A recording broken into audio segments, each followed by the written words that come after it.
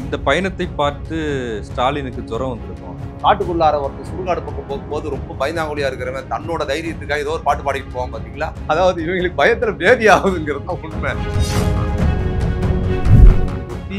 Music தான் டான் டன் டன் டரன் டன் டரன் தான் ஒரு மியூசிக் போட்டு தான் இவங்களை அனுப்புறோம். பின்னாலேயே பேச்சு பண்ண வண்டி தள்ளிட்டு ஒருத்தன் போறான். 2026 தேர்தலில் பேச்சை கொடுத்த 2 கொடுக்க போறாங்க. அதை வாங்கி சாப்பிட்டு உட்கார வேண்டியதான். நீங்க மேட்டுப்பாளையத்தில் அதை துவங்கும் போது அங்கே பிளேடு போட்டிருக்காங்க. தேர்தல் நிதி வசூல் பண்ணியிருக்காங்க. மொத்தம் 2,02,2500 ரூபாய் யாரும் பிளேடு போட்டு கூட்டத்தில். நம்ம ஆளுங்களுக்கு ஃபோன் பண்ணால் வழக்கு கூட சொல்ல மாட்டேங்கிறாரு அவங்க கட்சிக்குள்ளார. அதுக்கப்புறம் வந்து நைனார் பேசுறேன்னு சொன்னால் யாரும் நைனார் பேசுறான்னு கேட்குறாங்கன்னு கட்சியோட மாநில தலைவருக்கு கட்சியில் இருக்கிற கிளை செயலாளருக்கு கிளை செயலாளருக்கு ஆளே இல்லை. ஒரு கிளை செயலாளருக்கு ஃபோன் பண்ணால் நான் கிளை செயலாளர்லாம் கிடையாது, என் பையன் என் பேரை கொடுத்து வச்சிருப்பான்னு அவர் சொல்றாருன்னு அவரே சொல்றாரு. இதுதான் எங்க லட்சணம். அடுத்து தமிழக வெற்றி கழகம் அவரும் ஒரு பயணத்தை அறிவிச்சிருக்கிறாரு. அடுத்த பேர் சம்பளம். அதிமுகவில் எடப்பாடி பழனிசாமிங்கிற பேர்ல ஒரு புசியானது அங்க இருக்கிறாரு. ஏற்கனவே நம்ம பார்த்துருக்கிறோம். ஆனா உண்மையான புசியானது அந்த கட்சியில பாத்தீங்கன்னா யார் தெரியுங்களா? உண்மையான புசியானது காவியங்கள்ல விஜய் தான் உண்மையான புசியானது. அடுத்து சீமான் இருக்காரு. ஏங்க விளங்காத கிளையாருக்கு தொடர்ந்து அவங்களை பத்தி ஏங்க நடக்குது?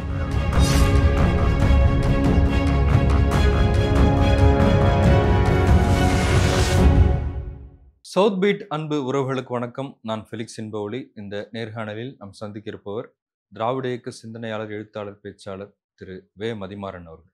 வணக்கம். வணக்கம். புரட்சி தமிழரின் எழுச்சி பயணம், மக்களை காப்போம், தமிழகத்தை மீட்போம் அப்படின்னு புறப்பட்டிருக்கிறாரு திரு எடப்பாடி பழனிசாமி. அதாவது கொங்கு மண்டலம் மேட்டுப்பாளையத்திலிருந்து தன்னுடைய பயணத்தினை தொடங்கி கோவையில் முடிச்சிருக்காரு. இந்த பயணத்தை பார்த்து ஸ்டாலினுக்கு ஜுரம் வந்திருக்கும் அப்படின்னு பேசியிருக்காரு. அந்த பயணத்தில் பாஜக தலைவர்களும் கலந்து கொண்டாங்க, அவங்களும் பேசினாங்க. இது இயற்கையாக அமைந்த கூட்டணி, திமுகவை வீழ்த்துவதற்கு ஒன்றிணைந்திருக்கிறோம் அப்படின்லாம் சொல்லியிருக்காங்க. எப்படி பார்க்குறீங்க? எடப்பாடி பழனிசாமி அவர் இந்த பயணம் போகிறதுக்கு முன்னால் ஒரு 4 நாளோ 5 நாளைக்கு முன்னாலே ஒன்று சொன்னார். இது வரைக்கும் பார்த்த பழனிசாமி வேற, இனிமே பார்க்க பழனிசாமி வேறுன்னு ஒரு வசனம் சொல்லியிருந்தார். அப்போ கூட நான் எழுதியிருந்தேன், இப்போ இது வரைக்கும் பார்த்த பழனிசாமி சரியில்லாதவரா? முதலமைச்சராக இருந்திருக்கிறீங்க, ஒரு கட்சியை நடத்திருக்கிறீங்க, நீங்கள் சரியில்லாத நபருங்கிறத நாங்கள் சொல்லிக்கிட்டே இருந்தோம். அதை தான் அவர் சொல்லியிருக்கிறார். அப்போ இது வரைக்கும் பார்த்த பழனிசாமி வேறன்னா அவருக்கே அது பிடிக்கல. இது வரைக்கும் இருந்த பழனிசாமி ரொம்ப மொக்கையாக இருக்கிறாரு, ஆட்சி சரியில்லை, கட்சியை ஒழுங்காக நடத்தலை, இனிமே பார்க்குற பழனிசாமி தான் பில்டப்பாக இருக்கிறாருன்னு ஒரு அர்த்தமாகுது. இல்லை, தொடர் தோல்வியில் சந்திக்கிறாங்க. இனிமே இல்லை, வேற மாற்றம் வருதுன்னா இது வரைக்கும் பார்த்த பழனிசாமி இந்த மாதிரி வந்து பார்த்தீங்கன்னா வேட்டி சட்டையிலே இருந்தார், இனிமே வர பழனிசாமி கோட் சூட் போடுவார் போல தெரியுது அப்படின்னு எழுதியிருந்தேன். நான் சொன்ன மாதிரி தான் நடந்திருக்கு. இப்போ என்ன பண்ணியிருக்கிறாரு, இன்னைக்கு நடைப்பயணத்தில் அவர் பேண்ட் சட்டை, ஒயிட் அண்ட் ஒயிட் பேண்ட் சட்டை போட்டு நடந்திருக்கிறார். ஒரு லூஸான சட்டையும் ஒரு லூஸான பேண்ட்டும் லூஸு, சட்டையும் லூஸு, ரெண்டு 3 லூஸுங்கிற மாதிரி போட்டு நடந்திருக்கிறாரு. அப்போ இந்த மாற்றம் அவர்கிட்ட நடக்குதுன்னா உடையில் ஏதோ ஒரு மாற்றம் நடத்தணுங்கிறதுல அவரோட உடையில அந்த ஊர்வலம் போகிற வண்டியில் நீங்கள் சொன்னீங்கல்ல புரட்சி தமிழன்னு சொன்னீங்கல்ல, புரட்சி தமிழன் சொல்லும் போதே உங்களுக்கு சிரிப்பு வந்தது இல்லை? அதுதான் அவருக்கு. அது சிங்க் ஆக மாட்டேங்குது இல்லை? புரட்சி தமிழன் அவரை சொன்னார்னா உங்களுக்கே நீங்கள் ஒரு நடுநிலையாக இருந்து பேசும்போது சொல்லும் போது உங்களுக்கு சிரிப்பு வருது, எனக்கு சிரிப்பு வருதுன்னா அது மாதிரி அதெல்லாம் தாண்டி மக்களை சந்திக்கிறாரு. இது ஒரு அரசியல் பயணம், தேர்தல் பிரச்சாரம் மக்களை சந்திக்கிறாருன்னு ஆரம்பிக்கிறது கொங்கு மண்டலம். அங்கே தான் நம்ம பலமாக இருக்கிறோம். போன முறை நம்ம அங்கே தான் ஓட்டு வாங்கினோம், அங்கேருந்து ஆரம்பிக்கலான்னு தான் போயிருக்காரு. மேட்டுப்பாளையத்தில் அதை துவங்கும் போது அங்கே பிளேடு போட்டிருக்காங்க. தேர்தல் நிதி வசூல் பண்ணியிருக்காங்க. மொத்தம் 2,02,2500 ரூபாய் யாரும் பிளேடு போட்டு கூட்டத்தில் அண்ணார் பேசிக்கிட்டு இருக்கும்போது எங்கள் தேர்தல் நிதி அவனை வசூல் பண்ணியிருக்காங்கிறது அங்கே ஆரம்பிச்சு அது ஒரு கோமாளி கூத்து மாதிரி நடந்து போய்கிட்டு இருக்கு. இன்னொன்று, இவங்க வந்து முதல்ல பேசும்போது பாஜகவோடு எப்போதும் கூட்டணி வைக்க மாட்டேன், இந்த எடப்பாடி பழனிசாமி என்ன நினைச்சிங்க, அப்படிலாம் நாங்கள் விட்டு கொடுக்க மாட்டோம்லாம் பேசினாரு. ஏப்பா நீ கூட்டணியில் தான் இருக்கிற அப்படின்னு நாங்கள் சொல்லிக்கிட்டே இருந்தோம். இல்லை நாங்களாம் கிடையாது, கூட்டணியில் கிடையாது, நீங்கள் பாஜகவோட நீங்கள் இல்லையா, நாங்களாம் அப்படி கிடையாதுலாம் பேசினார். அதுக்கப்புறம் பார்த்தீங்கன்னா இவரை போய் பார்த்துட்டு வந்தார், அவர் பேர் என்ன, அமித்ஷாவை போய் பார்த்துட்டு வந்தார். அப்போ பார்க்கும்போதும் அமித்ஷாவை பார்த்துட்டு வர்றாரு கூட்டணிக்காங்கன்னு எல்லாம் சொல்லும்போது, ஏன் அமித்ஷாவை நான் தமிழ்நாட்டின் நலனுக்காக போய் பார்த்துட்டு வந்தேன் அப்படின்னாரு. எல்லாமே பச்சை பொய்யா இருக்குங்கிறதுக்கு உதாரணம் சொல்கிறேன். பார்த்துட்டு வந்தேங்கிறாரு. அப்போ கூட்டணியாக வைக்கிறதுக்கு வாய்ப்பே கிடையாது, நான் தமிழ்நாட்டின் நலனுக்காக போய் பார்த்துட்டு வந்தேன் அப்படின்னு சொன்னார். இப்போ என்ன சொல்கிறாரு, கூட்டணி வச்சுட்டாரு. இன்னைக்கு என்ன சொல்றாரு, கூட்டணியில வந்து நாங்க வச்சிருக்கிறோம். இது வந்து என்ன திமுகவை வீழ்த்துவதற்கு. வீழ்த்துவதற்காக என்ன கூட்டணின்னு சொல்றாரு இல்ல சொன்னீங்களா? இல்ல அது பாஜக தலைவர் சொல்றாங்க இயற்கையான கூட்டணி. இயற்கையான கூட்டணின்னு சொல்றாங்க. அவரு என்ஜாய் பண்ணி சிரிக்கிறாங்கல்ல. அதாவது எடப்பாடி பழனிசாமி அவர்கள் எதை சொன்னாலும் அது போன மாசம் அம்பாய்ங்களா, அது ஒரு மாசம் கூட இல்ல. அது நேத்துங்கிற மாதிரி தான். இல்ல இருக்கிற வாய்ப்பு என்னவோ திமுகவை வீழ்த்துவதற்கு என்ன வாய்ப்பு இருக்கோ அதெல்லாம் பயன்படுத்தல என்ன தப்பு? அதான் என்ன வாய்ப்பு இருக்குன்னு அவங்களுக்கு தெரியலங்கிற. கூட்டணியில நின்னாங்க, ஆட்சி இழந்துட்டாங்க. அதுக்கப்புறம் என்ன பண்ணாங்க, நம்ம கூட்டணியில நின்னா ஆட்சியை இழந்துட்டோம். அதனால நம்ம தனித்தனியா நின்னு கள்ள கூட்டணியா வச்சுக்கிட்டு செயல்படுவோம். அப்போ வந்து முஸ்லீம் போற ஓட்டு, தலித் மக்கள் ஓட்டு, பாஜக எதிர்ப்பு ஓட்டெல்லாம் நம்ம பெரும்பான்மையா வாங்கலாங்கிறதுக்காக தனியா நின்னாரு. தனியா நின்னதுக்கு அப்புறம் இன்னும் டேமேஜ் ஆயிட்டாரு. அதிமுக டேமேஜ் ஆயிடுச்சு. இப்ப அதுக்கு பிற்பாடு என்ன இருக்கிறாங்க, திருப்பி பழைய மாதிரி கூட்டணியா நிக்கலாம்னு என்ன பண்றதுன்னு அவங்களுக்கு தெரியல. என்ன ஆக்சுவலா என்ன அவங்க யோசிக்க மறுக்கிறாங்க அப்படின்னா, யதார்த்தம் என்ன, உண்மை என்னவாக இருக்குது அப்படிங்கிறத பார்க்கணும். 2 விஷயம். ஒண்ணு 10 ஆண்டுகள் நீங்க ஆட்சியில இருந்துட்டு திரும்பி வரும்போது திமுக எதிர்க்கட்சியா இருந்தது. அது 39 தொகுதிகளை ஜெயிச்சது. ஏறக்குறைய 40 தேனியும் ஜெயிச்ச மாதிரி தான். அது ஏதோ சீட்டு குலுக்கி போட்டு முடிச்சுட்டாங்கன்னு வச்சுக்கங்க. 40 தொகுதி ஏறக்குறைய ஜெயிச்சது. அப்பவே உங்க கதை முடிஞ்சு போச்சு. அதற்கு பிற்பாடு சட்டமன்ற தேர்தலில் ஆட்சி பிடிச்சாச்சு. அதுக்கு பிற்பாடு இன்னொரு நாடாளுமன்ற தேர்தல் மிக பெரும்பான்மையான அதே மாதிரி 40 சீட்டு ஜெயிச்சாச்சு. இப்ப நடுவில் நடந்த இடைத்தேர்தல், உள்ளாட்சி தேர்தல் எல்லாவற்றிலும் தொடர்ந்து திமுக 19லிருந்து இன்னைக்கு வரைக்கும் திமுக தலைவர் தளபதி ஸ்டாலின் தலைமையில ஜெயிச்சுக்கிட்டே இருக்கிறாங்க. என்ன நடைமுறை நீங்க ஒரு கணக்கு நான் என்ன சொல்றேன், நீங்க வந்து நான் வந்து திமுகவுக்கு ஆதரவா பேசுறேன், அண்ணா திமுக எதிராக பேசலாம். மக்கள் மத்தியில் ஒரு நேர்மையான ஒரு கணக்கெடுங்க. நீங்க உங்க கட்சிக்காரர்கள் மூலமாவோ, உங்க மூலமாவோ ஒரு சென்சஸ் எடுத்து அதன் மூலமா நீங்க ப்ராசஸ் பண்ணுங்க. உங்களோட செல்வாக்கு நிறைய குறைஞ்சிருக்குது. உங்க செல்வாக்கு 2019 இருந்ததை விடவும் இன்னைக்கு ரொம்ப மோசமா குறைஞ்சிருக்குது. திமுகவோட செல்வாக்கு 2019 இருந்ததை விடவும் பல மடங்கு கூடி இருக்கிறங்கிற நடைமுறை யதார்த்தத்தை இவங்க புரிஞ்சுக்க மாட்டாங்க. அல்லது ஒருவேளை அது தெரிஞ்சதுனால தான் இவங்க ஏதாவது ஒரு கூட்டணியை வச்சாவது நம்ம ஜெயிச்சிடணுங்கிற ஒரு பதட்டம் அவங்க கிட்ட தெரியுது. அதனால தான் என்ன பண்றாரு, வண்டியை போய் கட்டிட்டாரு. நான் தேர்தல் பிரச்சாரத்துக்கு போறேன், அதுக்கு போறேன், இதுக்கு போறேன்னு சொல்லி அவர் கிளம்பி போறதும் ஒன்றும் பெரிய கூட்டம்லாம் ஒன்றும் இல்லை. ரோட் ஷோ போயிருக்காரு. ஒன்றும் பெருசா ஒன்றும் இல்லை. ஏதோ வாக்கிங் போற மாதிரி தான் இருக்கு அவர் போறதுங்கிறது ஒன்று. ஆனா அவங்களுக்கு என்னென்ன அச்சம்னா, நாம வந்து அவங்க வந்து ஆட்சியை திரும்பி பிடிக்க முடியுங்கிற நம்பிக்கை அவங்களுக்கு இல்லை. திமுக வீழ்த்த முடியுங்கிற நம்பிக்கை அவங்களுக்கு இல்லை. ஆனா அண்ணா திமுக குறைந்தபட்ச சீட்டாவது வாங்கணுங்கிற ஒரு படபடப்பு அவங்க கிட்ட இருக்குது. அண்ணா திமுக கட்சிக்கு குறைந்தபட்சம் ஒரு எதிர்கட்சி அந்தஸ்தா உள்ள வர மாதிரியாவது ஒரு சீட்டாவது நமக்கு தேவைப்படணுங்கிற ஒரு பதட்டமாவது அவங்ககிட்ட இருக்குது. இருக்கிறதும் போயிடக்கூடாதுன்னு பயப்படுறாங்களா? இருக்கிறதும் போயிடக்கூடாது. ஸ்டாலின் தான் பயத்துல இருக்காருன்றாங்க. அதுதாங்க, அந்த பயம் இல்லாம அவருக்கு இருக்கிற பயத்துல தான் அவர் திரும்ப திரும்ப போறாரு. ஏன் நீங்க தான் ஸ்டாலின் தான் பயத்துல இருக்கிறாருன்னு நீங்க சொல்றீங்க. நீங்க தான் உள்ள செல்வாக்கு இருக்குல்ல. ஏன் இன்னும் எலெக்ஷன் தேதியில அறிவிக்கிறதுக்கு முன்னாலே தேர்தல் பிரச்சார பயண வண்டி எடுத்து நீங்க இல்ல திமுக போயிட்டாங்களா ஓரணியில் தமிழ்நாடு. திமுக வந்து அவங்க எனக்கு தெரிந்து நான் திமுகவுக்காக நான் பேச ஆரம்பிச்ச மேடைகள்ல இருந்து எனக்கு தெரிந்து 7-8 வருஷமா பேசிக்கிட்டு இருக்கிறேன். இதே தான் நடக்குது. இன்னைக்கு நேற்று இல்ல. இது தேர்தல் அறிவிச்சதுனால கிடையாது.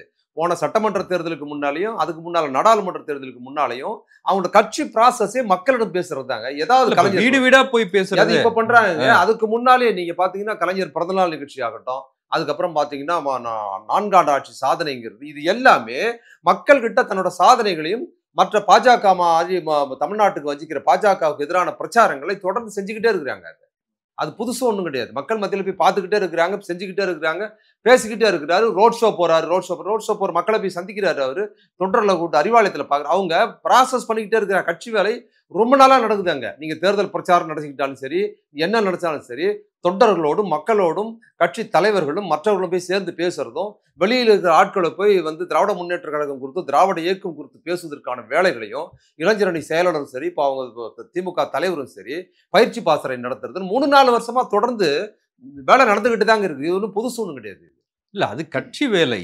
ஆனா தேர்தல் பிரச்சாரம் கட்சி வேலையே தேர்தல் பிரச்சாரமா தான். நான்லாம் கட்சி வேலையை தேர்தல் பிரச்சாரமா தான் பேசுவேன். பாஜக அரசுக்கு எதிரான கடுமையான விமர்சனங்களோடும் அதிமுக பாஜகவுக்கு கைகுலித்தனமாக இருந்து தமிழ்நாட்டை எப்படி சீரழித்தது, அந்த சீரழிவில் இருந்து நம்ம மீண்டு வருவதற்கு எவ்வளவு சிரமப்பட்டோம். இந்த ஆட்சி வந்து அதை சொல்லுவேன், வழக்கமா சொல்றதுதான். இவர் ஆட்சிக்கு வந்து 1 வருடத்திற்குள் இந்தியாவின் சிறந்த முதல்வருக்கான விருதை வந்து வட இந்தியாவில இருந்து இந்தியா டுடே பத்திரிகையில இருந்து கொடுத்தாங்க, பல்வேறு ஊடகங்கள்ல கொடுத்தாங்க. 2வது இடம் பினராயி விஜய் கொடுத்தாங்க. அப்பவும் நான் மேடையில் சொன்னேன், பினராயி விஜயன் 2வது இடம் வந்திருக்கிறது பெரிய விஷயம் கிடையாது. ஏன்னா கடந்த 5 ஆண்டுகள் அவரே இருந்தாரு. அதனால அவர் திரும்ப வர்றது ஏற்கனவே இருந்து திருப்பி வந்து எக்ஸ்டாப்ளிஷ் பண்ணி அவர் கவர்மெண்ட் அவர் தொடர்ந்து நடத்தும் போது அவர் சிறப்பாக பண்ணிட முடியும். ஆனா கடந்த 10 ஆண்டுகள்ல இங்க தமிழ்நாட்டில் அதிமுக இருந்தது, 4 ஆண்டுகள் எடப்பாடி இருந்தாரு. மிக மோசமான பாஜகவுக்கு இணக்கமான பண்பாட்டு ரீதியாகவும் பொருளாதார ரீதியாகவும் தமிழ்நாட்டை சுரண்ட ஒரு அரசு ஒண்ணுமே இல்லை. கொரோனா வர பாதிப்பு, கடுமையான கொரோனா பாதிப்பு எதுவுமே இல்லாத சூழல்ல இவர் ஆட்சிக்கு வந்து ஒரு வருஷத்துக்குள்ளார நம்பர் 1 வந்திருக்கிறாருங்கிறது இது சாதாரண விஷயம் இல்லை. இதோட வீச்சு இன்னும் போக போக கடுமையா இருக்குங்கிறத நாங்க அப்போது பேசுவோம். திமுக வெற்றி அடைஞ்சிட்டே வரும், மறுபடியும் வெற்றி அடையும் அப்படின்னு சொல்றது ஜனநாயகத்துக்கு நல்லதுன்னு நினைக்கிறீங்களா? ஜனநாயகத்துக்கு நல்லது. தமிழ்நாட்டை பொறுத்த வரைக்கும் தேசிய கட்சிகள் உள்ள வர முடியாது. திமுக ஜனநாயகத்துக்கு நல்லதுங்கிறீங்களா? எனக்கு புரியல. திமுக தோத்தா ஜனநாயகத்துக்கு நல்லதுங்கிறீங்களா? ஜனநாயகத்துக்கு நல்லதா கெட்டதாங்கிறதா இருக்கிற அரசு சரியில்லாத போதுதான் அது குறித்து நீங்க பேசணும். ஏற்கனவே இருந்த அரசை விடவும் இந்த அரசு சிறப்பா செயல்படுது. பெண்கள் பாதுகாப்பு வேணும், என்ன பாதுகாப்பு, சட்டம் ஒழுங்கு சரியில்லை அப்படின்னு எடப்பாடி பழனிசாமி சொல்றாரு. எல்லா சட்ட ஒழுங்கு சரியில்லை, அதுதான் நான் வாதங்களையும் சொன்னேன். சட்ட ஒழுங்கு சரியில்லை, பெண்களுக்கு பாதுகாப்பு இல்லைன்னு இவங்க சொல்றாங்கல்ல. அந்த சம்பவத்தெல்லாம் தேடி போய் விசாரிச்சா கைது பண்ணா அவங்க எல்லாம் அதிமுக பாஜக தான் இருக்கிறாங்க. எல்லா இன்னைக்கும் கைதான விஷயங்கள் இருக்கிறாங்க. அப்ப என்னன்னா இந்த அரசு வந்து போட்ட நலத்திட்டங்கள் இருக்குல்ல, நீங்க மகளிர் உரிமை தொகை ஆகட்டும், கட்டணமில்லா பேருந்தாகட்டும், காலை உணவு திட்டமாகட்டும், படிக்கிற பெண்களுக்கும் ஆண்களுக்கும் வந்து அரசு பள்ளியில் படிச்சாங்கன்னா கல்லூரி போனாங்கன்னா அவங்களுக்கு மாதந்தோறும் 1000 ரூபாய் பணம் கொடுக்கறதாகட்டும், அரசு பள்ளியிலேருந்து படித்துட்டு பொறியியல் கல்லூரியில் போய் சேர்ந்தாங்கன்னா படிக்கிற காலம் வரைக்கும் அவங்களுக்கு வந்து முழு செலவையும் ஏற்றுக்கிறதாகட்டும், அப்புறம் நம்மை காக்கு 48 விபத்தில் ஆக்சிடென்ட் ஆகிட்டாங்கன்னா அவங்களுக்கு கொண்டு போய் ஹாஸ்பிட்டலில் உடனடியாக சேர்த்தா அது காவேரியா அப்போலோ எந்த ஹாஸ்பிட்டலாக இருந்தாலும் அதுக்கான ட்ரீட்மெண்ட் செலவை 2 லட்சம் ரூபாயை அரசே ஏற்றுக்கணும்னு சொல்றதாகட்டும்னு இந்த திட்டங்கள் முழுக்க மிடில் கிளாஸ் இல்லை, மிடில் கிளாஸுக்கு கீழே இருக்கிற மக்களுக்கு, எளிய மக்களுக்கு, கூலி தொழிலாளர் இருக்கிற பெண்களுக்கும் ஆண்களுக்கும் அதிக பயனுள்ளதாக இருக்குது. நீ இந்த அரசு சிறப்பாக செயல்படுதா இல்லையாங்கிறத ரொம்ப கூலி வேலை போற மக்கள் இருக்கிறாங்களா, பெரும்பான்மையான பெண்களும் ஆண்களும் அந்த குடும்ப நிலையிலிருந்து யோசிங்கன்னா இது ஒரு பொற்கால ஆட்சியாக அவங்க ஃபீல் பண்றாங்க. நீங்க அப்பர் மிடில் கிளாஸ்ல இருந்து பார்த்துக்கிட்டு நீங்க அப்பர் மிடில் கிளாஸ்ல இருந்து பார்க்கும்போது நீங்க அரசுக்கு எதிராக பேசலாம். ஏன்னா உங்களுக்கு அந்த 1000 ரூபாய் திட்டம் உங்களுக்கு கிடைக்க போறது இல்லை. நீங்க மாசம் உங்க குடும்பத்துல நீங்க 2 லட்சம் சம்பாதிக்கலாம், உங்க வீட்டுல உங்க ஒய்ஃப் வேலைக்கு போகலாம், உங்க அப்பர் மிடில் கிளாஸ் பிரச்சனை வேறு ஒன்றா இருக்கலாம். நீங்க உங்க பகுதியில் திடீர்னு தண்ணி வர சாக்கடை அடைச்சிக்கிச்சு, ரோடை வந்து ஜாம் பண்ணிட்டாங்க, காரை நிப்பாட்டி விட்டாங்க, பார்க்கிங் இல்லாத இடத்துல இன்னொருத்தர் பார்க் பண்ணி விட்டாரு, ரோட ஆக்கிரமிச்சுட்டாங்க, உங்க பிரச்சனை வேற. ஆனா நீங்க எப்படி பாக்குறீங்கன்னா அதுல இருந்து பாக்குறீங்க. அதுல இருந்து பார்க்கும்போது திமுக அரசு மட்டும் இல்ல, இந்த ஸ்டாலின் அரசு மட்டும் இல்ல, சோவியத்தினுடைய ஸ்டாலின் அரசில் கூட விமர்சனங்கள் இருக்கும். யாரோட கண்ணோட்டத்திலிருந்து இந்த அரசை பார்க்கிறீங்கிறது ரொம்ப முக்கியமானது. நீங்க எளிய மக்கள் 1000 ரூபாய் பணம் வாங்குறவங்க, கட்டணமில்லா பேருந்தில் தினமும் போய் வேலைக்கு போற பெண்கள், பூ விற்கிற பெண்கள், மீன் விற்கிற பெண்கள், கூலி வேலைக்கு போற ஆண்கள், இவங்க கண்ணோட்டத்திலிருந்து பாத்தீங்கன்னா இந்த ஆட்சி மிக சிறப்பான ஆட்சி. எடப்பாடி பழனிசாமி அவர் கண்ணோட்டத்திலிருந்து பாக்குறாரு. அன்புமணி ராமதாஸரோட துணைவியாரு சௌமியா 1000 ரூபாய் ஒரு பணம் வாங்குறது அவங்க நிலையிலிருந்து பாக்குறாங்க. 1000 ரூபாய் ஒரு பணமான அந்த அம்மா சொல்றாங்களே, ஒரு 1000 ரூபாங்கிறது எவ்வளவு பெரிய தொகை அப்படிங்கிறத நீங்க கீழறங்கி வந்து பாருங்க. வீட்டுல வேலைக்கு வீட்டுல இருக்கிற பெண்களுக்கு வருமானம் இல்லாத போது கூலி வேலை பாக்குற பையன் இருப்பாப்புல, வீட்டுல வருமானம் இருக்காது, ஹாஸ்பிட்டலுக்கு கூட காசு இருக்காது, கவர்மெண்ட் ஹாஸ்பிட்டலுக்கு போயிட்டு அவங்க திரும்ப வந்து போயிட்டு இங்க இருந்து பஸ் பிடிச்சி ஒரு ஊருக்கு போயிட்டு கவர்மெண்ட் ஹாஸ்பிட்டல பார்த்துட்டு திரும்பி வீட்டுக்கு வரணும்னு சொன்னா அதுக்கு எவ்வளவு பெரிய ப்ராசஸ். போயிட்டு வராங்கன்னா பஸ்ஸுக்கு காசு கொடுக்கணும், பஸ்ஸுக்கு கொடுத்து கவர்மெண்ட்ல காசு கிடையாது, பார்த்துட்டு திருப்பி வந்தாங்கன்னா அவங்களுக்கு வந்து விடவிடன்னு ஆயிடுது, மயக்கமா வந்துருது, சாப்பிட்றதுக்கு ஏதாவது சாப்பிடணும், ஒரு டீ குடிக்கணும்னா கையில 10 காசு இருக்காது, கொடுத்தா பஸ்ஸுக்கு காசு கொடுக்கணும், நீங்க டீ குடிக்க முடியாதுன்னு போது அப்படியே உட்காந்து பஸ் ஸ்டாண்ட் அப்படியே உட்காந்துருந்துட்டு மயக்கத்தோடு பஸ் ஏறி வீட்டுக்கு வந்து சேர்றது பெரும்பாடா இருக்கும். ஆனா இன்னைக்கு எப்படி இருக்குதுன்னா இவர் 1000 ரூபாய் பணம் கொடுத்துருக்காரு, அந்த கையில காசு இருக்குது, பஸ்ஸுக்கு இவங்க செலவு பண்ண வேண்டியதில்லை, அந்த காசும் இருக்குது. அதே கவர்மெண்ட் ஹாஸ்பிட்டலுக்கு போற பெண் போனாங்கன்னா, மருத்துவமனைக்கு போயிட்டு வெளியில வந்தாங்கன்னா அவங்க டீ வடை சாப்பிட்றதில்ல, டிஃபனே சாப்பிட்டு வர முடியும் அவங்களால. அது ரொம்ப முக்கியமானது. நீங்க அந்த துணையிலிருந்து பாருங்க. அப்ப மக்கள், எளிய மக்கள் கிட்ட அவங்களோட வாழ்க்கை தரம் இந்த 4 ஆண்டுகளில் ரொம்ப கூலி வேலை செய்யற குடும்பத்தினோட வாழ்க்கை தரம் அடுத்த கட்டத்துக்கு உயர்ந்திருக்குது. அந்த மக்களோட வாழ்க்கை சிறப்பா இருக்குது பாத்தீங்களா. அங்கதான் ஓட்டர்ஸ், அவங்க தான் ஓட்டர்ஸ். அவங்க வந்து பெரும்பான்மையா என்ன பண்றாங்கன்னா இதுல வந்து இன்னும் சரியா இந்த திட்டங்கள் அதிக பயனடைகிறது திமுக காரங்க கூட கிடையாது. திமுக கொடுப்பது என்ன போறது, என்ன இவ்வளவு சொல்றீங்க, நாங்கெல்லாம் பரம்பரை திமுக, எங்களுக்கு கூட கிடைக்கல, அவங்களுக்கு தான் கிடைச்சிருக்குதுன்னு சொல்றாங்கன்னா நிறைய இடங்கள்ல அந்த பேச்சு வருதுன்னா அந்த குடும்பத்துல யாராவது பென்ஷன் வாங்குறவங்களா இருப்பாங்க, முதியோர் உதவித்தொகை வாங்குறவங்களா இருந்தா திமுக குடும்பம் அவங்களுக்கு கொடுக்கறது இல்லை. அண்ணா திமுக குடும்பத்தை சேர்ந்தவங்க, பாமகவை சேர்ந்தவங்க, வேற கட்சியா இருந்தாலும் அவர்களுக்கெல்லாம் வாங்குறாங்க இந்த தொகைங்கிறது ரொம்ப முக்கியமானதா இருக்குது. எளிய மக்கள் மத்தியில் திமுக இந்த 4 வருஷத்துல திமுகவும் திமுக தலைவர் ஸ்டாலின் அவர்களும் செல்வாக்கு பெற்றிருக்கிறார்கள். அதை எப்படி வீழ்த்துறதுன்னு தெரியாம தான் இப்படி முட்டி மோதுறாங்க. தமிழ்நாடுன்றது திமுக அதிமுக 2 பேருக்குமான ஃபீல்டா தான் அது இருக்கணும். தேசிய கட்சிகள் இங்க வராத இடமா தமிழ்நாடு இருக்கு. அப்ப அதிமுக, பாஜக பக்கம் போகாம நம்ம பாதுகாக்கணும் அப்படின்ற கருத்து எப்படி பார்க்குறீங்க? சரிங்க. அப்ப தேசிய கட்சினா காங்கிரஸ், திமுக பக்கமும் ஒரு தேசிய கட்சி இருக்க தானே செய்யுது. அங்க ஒரு தேசிய கட்சி இது வழக்கமா நடக்கிறது தானே. தமிழ்நாட்டுல திராவிட முன்னேற்ற கழகம் உருவாவதற்கு முன்னால் காங்கிரஸ் என்கிற தேசிய கட்சி மட்டும் தான் இருந்தது. அது மட்டும் தான் இருந்தது. அப்போ இங்க என்ன பண்பாட்டு ரீதியான மொழி உணர்வு, தமிழ் மக்களோட உணர்வு, தமிழ் தேசிய கண்ணோட்டம் இங்க வளர்ந்த போதும் இந்தி திணிப்பெல்லாம் வந்ததுனால தான் காங்கிரஸ் தோத்தது. காங்கிரஸ் சாதாரணமா தோக்கல. மத்த ஊருக்குலாம் ஒரு சாதாரணமான தலைவர் இருந்திருப்பாங்க. தமிழ்நாட்டுக்கு தமிழ்நாட்டின் மிக சிறந்த தலைவராக பெரியாரால் கொண்டாடப்பட்ட காமராஜர், பெருந்தலைவர் காமராஜர் இருக்கும்போது தான் இங்க காங்கிரஸ் தோத்தது என்பதற்கு காரணம் என்னன்னா, காங்கிரஸோட தேசிய கண்ணோட்டத்தில் அது கொண்டிருந்த தமிழர்கள் மீது கொடுத்த இந்தி திணிப்பு, அது அதோட பண்பாட்டு ரீதியாக தமிழர்களை புறக்கணித்த கண்ணோட்டம் இருக்கு பாருங்க. மொழிவாரி மாநிலம் பிரித்ததுல இருந்து எல்லா விஷயங்கள்லயும். அப்ப அந்த மொழி உணர்வு தமிழனை அலட்சியமா பார்க்குற கண்ணோட்டம்லாம் இருந்ததுனால தான் திராவிட முன்னேற்ற கழகங்கிறது செல்வாக்கு பெறுவதா உருவாச்சு. பெருந்தலைவர் காமராஜரே இருந்து காங்கிரஸ் தோத்ததுக்கு காரணம் என்னன்னா, காங்கிரஸோட தமிழ் விரோத போக்கு ஒரு முக்கிய காரணமா இருந்ததுங்கிறது தான் காங்கிரஸ் இன்னைக்கு பாடம் எடுத்து அதுல இருந்து மாறி வந்திருக்குது. பாஜக காங்கிரஸ் அந்த 60கள்லயும் அதுக்கு முன்னால காங்கிரஸ் எப்படி இருந்ததோ அது மாதிரி 5 மடங்கு தமிழ் விரோதத்தோட இன்னைக்கு பாஜக இருக்குது. அப்படிங்கிறதுனால தான் காங்கிரஸோட பாஜகவை சிறப்பா நம்ம சொல்றோம். இன்னைக்கு காங்கிரஸோட நிலைமை எப்படி இருக்குன்னு பாத்தீங்கன்னா, இன்னைக்கு காங்கிரஸோட தலைவரா இருக்கிற ராகுல் காந்தி அவர்கள் நாம் விரும்புகிற தலைவராகவே மாட்டாரு. 60களுக்கு பின்னால் திமுகங்கிற கட்சி எப்படி சமூக நீதி கட்சியா இன்னைக்கு இயங்குதோ, அது எப்படி சிறுபான்மை மக்கள், மொழி உணர்வா இருக்கிற மக்களுக்கு, தேசிய மக்களுக்கான பிரச்சனை எப்படி போகுது, இடஒதுக்கீடு எப்படி பாக்குதோ, அது போன்ற ஒரு தலைவர் காலம் கணிந்து காங்கிரஸ்குள்ள தலைமையிலே வந்திருக்கிறாங்க பாத்தீங்களா, விபி சிங் மாதிரி. இந்த மாற்றத்தை நம்ம விரும்புறோம். அது பாஜக கிட்ட அது இல்ல. பாஜக யாரோட கூட்டு சேர்றாங்க சேரலங்கிறத விட்டுருங்க. அதிமுக அதான் சொல்றேன், அவங்களோட நோக்கம் என்னன்னா திமுகவை வீழ்த்துவதற்கு ஏதாவது பண்ணணும்னு பாக்குறாங்க. அதனால அவங்க 2 பேரும் சேர்ந்து அதிமுகவோட பாஜக சேருவதுன்றது அது ஏங்க ரொம்ப நாளா அதை சொல்லிக்கிட்டு இருக்காங்க. இப்போ நேரத்தில் முதல்ல இருந்து சொல்லிக்கிட்டு இருக்காங்க. இது என்னன்னா, திமுகவுக்கு பெரும்பாலும் திமுக மீது பெரிய ஈடுபாடு, திமுக பற்றிய கடுமையான விமர்சனங்கள் உள்ளவங்க, அதிமுகன்னு ஒண்ணு இல்லாம போயிடுச்சுன்னா திமுகவோட அபரிதமான வளர்ச்சி விரும்பாதவர்கள் அதிகம் சொல்ற வசனமா இருக்குது. இது இன்னைக்கு நேரத்தில் ரொம்ப நாளா சொல்றவங்க. அப்படி சொல்றவங்க பாத்தீங்கன்னா திமுக ஆட்சிக்கு வருவதற்கு முன்னால் திமுகவை கடுமையா விமர்சனம் பண்ணவங்களா இருப்பாங்க. இப்ப திமுக ஆதரிக்கல அவங்க. ஆனா கடுமையா திமுக விமர்சனம் பண்ணவங்களா இருப்பாங்க. ஜெயலலிதாவை உயர்த்தி பேசுறவங்களா இருப்பாங்க. நம்ம விவாதங்களே நம்ம பேசியிருக்கிறோம். இன்னைக்கு நீங்க சொல்றீங்களா உத்தரப்பிரதேசம் தமிழ்நாட்டிலேயும் இந்தியாவிலேயும் மிக மோசமான ஒரு மாநிலமா இருக்குது உத்தரப்பிரதேசம். சங்கீத்தனம் அவள் நிரம்பி வழியுதுன்னு சொல்றீங்கல்ல.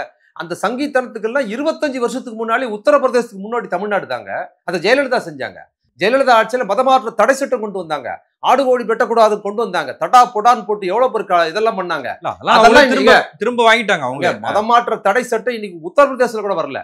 நீங்க தமிழ்நாடு எல்லாத்துலயும் முன்மாதிரி அப்படிலாம் கிடையாது. சங்கீத்தனத்துல தமிழ்நாடு தான் உத்தரப்பிரதேசத்துக்கு முன்னாடி. அதை செய்ததே ஜெயலலிதா தான். அப்ப நீங்க அப்படி ஒரு கட்சியை வச்சுக்கிட்டு நீங்க அழிஞ்சு போனா வந்துரும் சொல்வது என்பது திமுக எதிர்ப்பு மனநிலை தான் அதிமுக பாதுகாக்கிற கண்ணோட்டத்துல வருது. அதனால தான் பாஜகவோட கூட்டணி வைத்தா கூட இவங்க யாரும் பாத்தீங்கன்னா எடப்பாடியோ அண்ணா திமுகவையோ சசிகலாவையோ அவரு தினகரனையோ கூட இவங்க விமர்சிக்கிறதே கிடையாது. அதுக்கு இதுக்கு தொடர்படுத்தி பாத்தீங்கன்னா புரிஞ்சுக்கலாம். அதிமுகவே பாஜக தான்றீங்களா? அந்த கண்ணோட்டம் தாங்க. அதனால அழிஞ்சு போறதுனால இருமொழி கொள்கையா இருக்கலாம். நான் என்ன சொல்றேன், திமுக இதே ஆட்சியில் இருக்கும்போது ஜெயலலிதா எல்லாம் இருக்கும்போது திமுக 2 சீட்டு தாங்க வந்தது. கலைஞர் ஜெயிச்சாரு, பருதி இளவழி தான் ஜெயிச்சாங்க. 2 பேர் தான் இருந்தாங்க. இவங்க எல்லாம் அன்னைக்கு பேசினாங்களா? திமுக அழிந்து விட்டது என்றால் தமிழ்நாட்டில் எதிர்கட்சியே இல்லாம போயிடும். அப்புறம் திமுக அண்ணா திமுக கை ஓங்கிரும்னு சொல்லவே இல்லையா? அன்னைக்கெல்லாம் அண்ணா திமுக ஜெயலலிதாவை ஆதரிச்சுட்டு தான் இருந்தாங்க. அன்னைக்கு கலைஞரையும் திமுக கடுமையா திட்டிட்டு பேசிக்கிட்டு தான் இருந்தாங்க. அன்னைக்கு யாரும் சொல்லி 2 சீட்டு தாங்க இருந்தது. இன்னைக்கு 60 சீட்டு இருக்கு. அன்னைக்கு 2 சீட்டு இருந்து திமுக இதோட முடிஞ்சு போச்சுன்னு எல்லாரும் பேசும் போது அன்னைக்கு இவங்க எல்லாம் சொன்னாங்களா திமுக விட்டுறக்கூடாது, திமுக அடையாளம் வேணும்னு சொன்னாங்களா? இன்னும் சொல்ல போனா மொழி உணர்வு, அரசியல் உணர்வு, சமூக நீதி அறிவு எல்லா விஷயத்திலும் திமுக தான் கை வாங்கியிருக்கு. அண்ணா திமுக எதுவுமே கிடையாது. அதெல்லாம் இருக்கிற திமுக 2 சீட்டு இருக்கும்போது அன்னைக்கு திமுக முடிஞ்சு போச்சுன்னா அவ்வளவுதாங்கிற மாதிரி கருத்து யாருமே சொல்லல. இன்னைக்கு அண்ணா திமுக 60 சீட்டு வச்சிருக்கிறாங்க. அவங்க பாஜகவின் முகமாவே செயல்பட்டது கூட அண்ணா திமுக அழிச்சிடக்கூடாதுன்னு சொல்வதின் உள்ளுணர்வு என்னன்னா, திமுக காலம் பூரா அப்படியே அரசியல்ல இருந்திருப்போங்கிற இவங்களோட பதட்டம் அதுல வினையாற்றுதான் பாக்குறாங்க. தமிழ்நாட்டில் 2026 என்டிஏ ஆட்சி அமையும், அதாவது கூட்டணி ஆட்சி இருக்கும் அப்படின்னு பாஜகவினர் தொடர்ந்து கருத்து சொல்றாங்க. அது பெரிய விமர்சனங்களை எழுப்புது. அதிமுக பாஜகவுக்கு அடிமையாயிட்டாங்களா அப்படின்லாம். இப்ப நயினார் சொல்றாரு 2026 முக்கியம் இல்ல, 2029 தான் முக்கியம். மோடியை திரும்ப பிரதமராக்குறது தான் முக்கியமே தவிர இங்க என்டிஏ ஆட்சி வருது வரல, வந்தாலும் அந்த எம்பிக்களை 2029 நயினார் நாகேந்திரன் தலைவரா இருந்தா 2035 தான் முக்கியம் இல்ல, அதுக்கப்புறம் முக்கியம்னு சொல்லுவாரு. எவ்வளவு நாள் எம்பிக்களை அனுப்புறதா முக்கியம். அதான் அது எதுவா இருந்தாலும் இது போன மாசங்கிறதுக்கு இது அடுத்த மாசங்கிற வசனம் தான் அது. அவங்களுக்கு ஆன செல்வாக்கு இங்க இல்ல. நீங்க சொன்ன மாதிரி எடப்பாடி எங்களை அவ்வளவு செல்வாக்கு வந்துருச்சு, நாங்க தான் அடிச்சு திமுகவோட தீய சக்தி, அதுக்கு ஒண்ணுமே இல்ல, ஸ்டாலினுக்கு ஜுரம் வந்துருச்சு, இங்க செல்வாக்குல நாங்க தான்னு இவங்க சொல்லிக்கிட்டு இருக்கும்போது இவங்களுக்குள்ளார என்னன்னா அதெல்லாம் எப்படி தெரியுங்களா? இவங்க பேசுறது, எடப்பாடி இவங்க எல்லாம் பேசுறது தெரியுமா? இந்த காட்டுக்குள்ள ஒருத்தர் ராத்திரில தனியா போனான்னு வச்சுங்களேன், அவனுக்கு பேய் கொடுத்து பயம் இருக்கும். அவன் என்ன பண்ணுவான்னா அவன் தைரியத்துக்கு ஒரு பாட்டு பாடிப்பான். அவனே ஒரு பாட்டு பாடிக்கிட்டு நான் ஒரு தைரியசாலி மாதிரி ஏதோ ஒரு பாட்டை பாடிக்கிட்டு போவான் பாத்தீங்களா? அது மாதிரி தான் இவங்க எல்லாம் பேசுறது இல்ல. இவங்க பேசுற இந்த திமுக எதிராகவும் எங்களுக்கு செல்வாக்கு வந்துச்சுங்கிற டைலாக்லும், காட்டுக்குள்ளார ஒருத்தன் சுடுகாடு பக்கம் போகும்போது ரொம்ப பயந்தாங்குழியா இருக்கிறவன் தன்னோட தைரியத்துக்காக ஏதோ ஒரு பாட்டு பாடிக்கிட்டு போவான் பாத்தீங்களா? அது மாதிரி பாட்டு தான் நம்ம கதை முடிய போகுதுங்கிறது எங்களுக்கு தெரியுது. அது வெளியே தெரியக்கூடாதுங்கிறதுக்காக பில்டப்புக்கு இவங்க திருப்பி திருப்பி பாடுறாங்க. அதனால தான் இவங்க பாருங்க, இவங்க இவ்வளவு தூரம் பேசினாலும் இப்ப நயினார் நாகேந்திரன் இன்னைக்கு ஏதோ பேசி வீடியோ ஒன்று பார்த்தேன். நீங்க தான் எனக்கு அனுப்பிச்சிருந்தீங்க அந்த வீடியோவை. அதுல என்ன பேசியிருக்காரு பாருங்க. அந்த கட்சிக்குள்ளார மக்கள் மத்தி செல்வாக்கு விட்டுருங்க, நயினார் நாகேந்திரன் நம்ம ஆளுங்களுக்கு போன் பண்ணா வணக்கம் கூட சொல்ல மாட்டாங்கிறாரு அவங்க கட்சிக்குள்ளார. அதுக்கப்புறம் வந்து நயினார் பேசுறேன்னு சொன்னா யாரு நயினார் பேசுறியான்னு கேக்குறாங்கன்னு கட்சியோட மாநில தலைவருக்கு கட்சியில் இருக்கிற கிளை செயலாளர்கள் கிளை செயலாளருக்கு ஆளே இல்லை. ஒரு கிளை செயலாளருக்கு போன் பண்ணா நான் கிளை செயலாளர்லாம் கிடையாது, என் பையன் என் பேரை கொடுத்து வச்சிருப்பான்னு அவர் சொல்றாருன்னு அவரே சொல்றாரு. இதுதான் இவங்க லட்சணம். இந்த லட்சணத்தை வச்சுக்கிட்டு திமுகவுக்கு முடிஞ்சு போச்சு, ஸ்டாலினுக்கு ஜுரம் வந்துருச்சுன்னு இவங்களுக்கு வாந்தி பேதி வரும். தப்பா சொல்லிட்டேன்னு நினைக்கிறேன். அதாவது இவங்களுக்கு பயத்துல பேதி ஆகுதுங்கிறது தான் உண்மை. அதை இவங்க மடை மாற்றத்துக்கு ஏதாவது சொல்லிக்கிட்டு இருக்கிறாங்க. உண்மையில் நான் சொன்ன மாதிரி அது அதிமுக இன்னைக்கு இப்ப எடப்பாடி பயணம் இருக்குல்ல, எடப்பாடி பயணங்கிறதுனா நடுராத்திரில சுடுகாட்டுல போற ஒருத்தன் தன் தைரியத்துக்காக பாட்டு பாடிட்டு போவாங்க இல்ல, அது மாதிரி நம்ம தோத்து போயிருவோமோ என்ன பண்றது, ஸ்டாலினுக்கு செல்வாக்கு உயருது, இருக்கு போய்கிட்டே இருக்குது மேல, வேற வழி இல்லை, எதையாவது பண்ணி நம்ம வண்டி ஓட்டணுங்கிறதுக்காக வண்டியை இப்போ தயார் பண்ணி போயிட்டு இருக்கிறாரு. இதுக்கு ஒரு தீம் மியூசிக் தான் டான் டன் டன் டரன் டன் டரன் டான் ஒரு தீம் மியூசிக் போட்டு தான் இவங்களை அனுப்புறோம். பின்னாலேயே பேச்சு மன வண்டி தள்ளிக்கிட்டு ஒருத்தன் போறான். மொத்தமா அதிமுக பழைய பேச்சு மலைக்கு வண்டியை போட்டு அந்த வண்டியோட பழனிசாமி போட்டு இந்த 2026 தேர்தலில் பேச்சம்பளத்தை 2 கொடுக்க போறாங்க. அதை வாங்கி சப்பிக்கிட்டு உட்கார வேண்டியதுதான் இவங்க. அடுத்து தமிழக வெற்றி கழகம் அவரு அவரும் ஒரு பயணத்தை அறிவிச்சிருக்கிறாரு. அடுத்த பேர் சம்பளம். அதாவது அந்த கட்சியில வந்து அவர் பேர் என்ன, ஆதவ அர்ஜுனா, புசியானந்த். நீங்க அறிவாளிகளுக்கு பஞ்சம் கிடையாது கட்சியில, வரிசையா சொல்றீங்க. அது அந்த பேரு புசி ஆனந்த் போய் பொதுச் செயலாளர். அவருக்கு ஒன்றும் பேச தெரியல, ஒன்றும் விவரம் தெரியல, அரசியல் அறிவு இல்லை, ஒண்ணுமே அவருக்கு ஞானமே இல்லையாங்க, அவரை போய் போட்டிருக்கிறாங்களே அப்படின்னு சொன்னாங்கல்ல. நமக்கு அது பெரிய பிரச்சனையே கிடையாது. ஏன்னா நம்ம இந்த பக்கத்துல பாத்தீங்கன்னா ரொம்ப வருஷமாவே அதிமுகவில் எடப்பாடி பழனிசாமிங்கிற பேர்ல ஒரு புசியானது அங்க இருக்கிறாரு. ஏற்கனவே நம்ம பார்த்துருக்கிறோம். ஆனா உண்மையான புசியானது அந்த கட்சியில பாத்தீங்கன்னா யார் தெரியுங்களா? உண்மையான புசியானது தாவேகல்ல விஜய் தான் உண்மையான புசியானது. உண்மையான புசியானது அதை கடைசியா பேசல அவர் வந்து பரந்தூர்ல விமான நிலையம் வேணாங்கிறதுல ஒரு நேர்மை இருக்கு. அல்லது வந்து அந்த மக்கள் அங்க போராடுற மக்களின் சார்பாக பேசுகிறார், அது அவரோட கருத்து இல்லை, அந்த போராட்ட மக்களின் நியாயமா இருக்குதுன்னு கூட அதை எடுத்துக்கலாம். பதிலுக்கு நீங்க மெரினா பீச்சில் வந்து ஃப்ளைட்டை வைங்கன்னு அவர் சொல்றாருன்னா என்ன புரிதல்ல சொல்றாரு? உங்களை விடவும் என்ன விடவும் அதிகமா ஃப்ளைட்ல போனவர் அவரு. அந்த பக்கம் தான் வந்து இறங்கியிருப்பாரு. கடல்ல விழுந்து கடற்கல்ல அங்க எப்படி இறங்க முடியும், எப்படி போகும், எவனோ எழுதி கொடுத்து சொல்றாரு, அவரா சொன்னாரு, ஏதோ ஒன்று வச்சுக்கோங்க.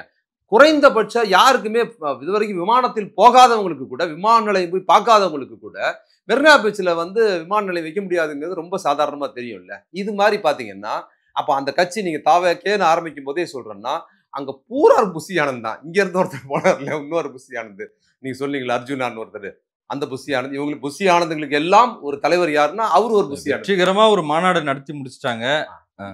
என்ன மாநாடு? அவங்க தாவேக்கா மாநாடு. மாநாடு கூட்டம் வர்றது, மாநாடு நடத்துறதுங்கிறது யார் வேணுமாலும் நடத்தலாங்க. எந்த கட்சி மாநாடு 1 கோடி பேர் சேர்ந்துட்டாங்க. இன்னும் அது 2 கோடியா மாத்துறது கட்சியா இல்லாம அவர் வந்து நான் வந்து ஒரு இடத்துக்கு வரேன் பாப்பா, இந்த மாதிரி 13ஆம் தேதி சாயந்தரம் 6 மணிக்கு நான் ஒரு இடத்துக்கு வரேன் விழுப்புரம் பக்கம், நீங்க எல்லாம் வந்திருக்குன்னு 10 நாளைக்கு முன்னால சொல்ல இந்த கூட்டம் வந்திருக்கோம். கட்சின்னு இல்லை, விஜய் ஷூட்டிங் நடக்குது, நம்மளாம் அங்கே சந்திக்கலாம்னு சொன்னா வந்திருக்கோம். நான் மதுரைக்கு போறேன், நீங்க விமான நிலையத்துக்குள்ள வராதீங்கன்னு சொன்னார்ல, வந்தாங்களா இல்லையா? ஃப்ரெண்ட் தானே போனாரு, ஏன் வந்தாங்க? அது மாதிரி தான் அது. நீங்க அதை வந்து அரசியலோட முடிச்சு போடக்கூடாது. ஒரு ஆர்டிஸ்டா இருக்கிற இப்போ அஜித் வர்றாருன்னா இன்னொரு கூட்டம் வரும். இப்போ இவர் அரசியலும் சினிமாவும் சேர்ந்து புலங்கிறதுனால அந்த பசங்க இளைஞர்கள் மத்தியில் ஆர்வம், அவர் மேல பிரியம் உள்ளவன் வரும். அவன்லாம் வந்து விஜய் ரசிகரா இருக்கவன் வந்து அவனோட சார்பா நான் இருக்கிறேன். அவன்லாம் வந்து சாதாரண ஆட்கள் கிடையாது. எல்லாமே வந்து ஆற்றலுக்கு சின்ன இளைஞர்கள்.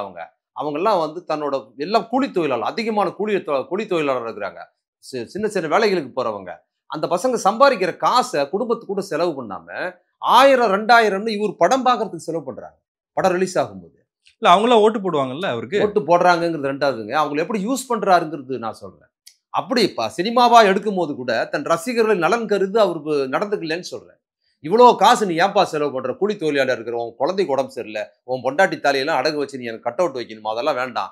எல்லா படத்தை விடவும் மற்ற படம்லாம் 100 150 ரூபா 200 ரூபாய் வைக்குதுன்னா என் படம் 50 ரூபாய்க்கு தான் வைக்குன்னு சொல்லல. அதே விலைக்கு கூட கொடுக்கல. ஸ்பெஷல் ஷோ போட்டு அந்த பரிதாபத்துக்குரிய இளைஞர்கள் மத்தியில 1000 2000 வாங்கினவர் தான் அவரு. அப்ப இவங்க கிட்ட அந்த மாதிரியான மக்கள் தன் ரசிகர் நலன் சார்ந்தே அவங்ககிட்ட கண்ணோட்டம் இல்லாத போது சம்பந்தம் இல்லாத மக்கள் மீது அவங்க பிரியமா இருப்பாங்கன்னு சொல்றதுக்கு வாய்ப்பு இல்லை. அடுத்து சீமான் இருக்காரு. ஏங்க விளங்காத கிளையா இருக்கு தொடர்ந்து.